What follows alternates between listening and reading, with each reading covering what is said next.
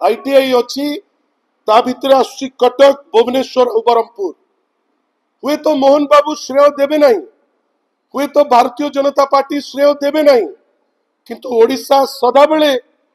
जो जिनिस दरकार करुथिला माननीय श्री नवीन पट्टनायक ए तीनिटी को खाली टॉप करी नांती आपण भावंतु महिला मानकु जेहेतु सुजोग मिलिला धर्म जाति ये सब ऊर्ध्व को नहीं किसी रिजर्वेशन न रखिक जो दिगला सुजोग से जगार जो आपणकर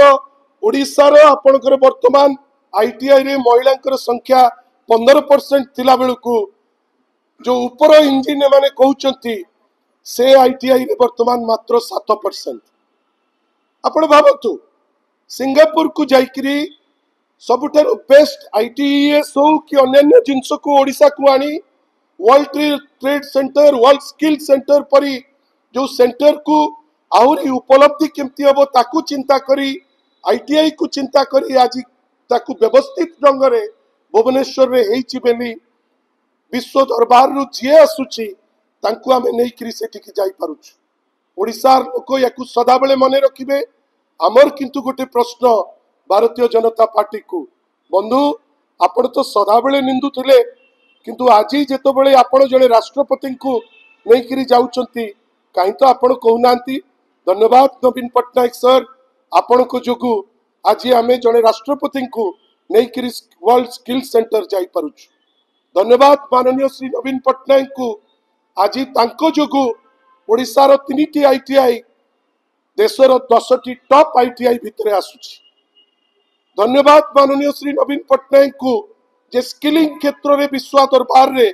ओडिशा को गोटे डिफरेंट हाइट्स को नहीं करी पळैचंती से मानंतु कि न मानंतु से जेते खर्च करी तांतु ए एडवर्टाइजमेंट आमे किंतु बारंबार कहबू ए एडवर्टाइजमेंट अर्धा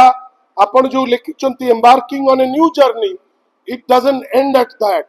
it is embarking on a new journey over the road built by Sri Naveen Patnaik, embarking on a new journey in a state which has been transformed by Sri Naveen Patnaik, embarking on a new journey over the place where the people are nice, where the people love Naveen Patnaik, and a system has been created जोटी लोके सारा देश देश बाहर निजर जो प्रतिभा को देखई पारिचंती मानंतु कि न मानंतु किंतु आज ए सरकार अपन समस्त आगे openly मानिनेला through it's advertisement J सेमाने Naveen बाबूंकर 24 वर्षर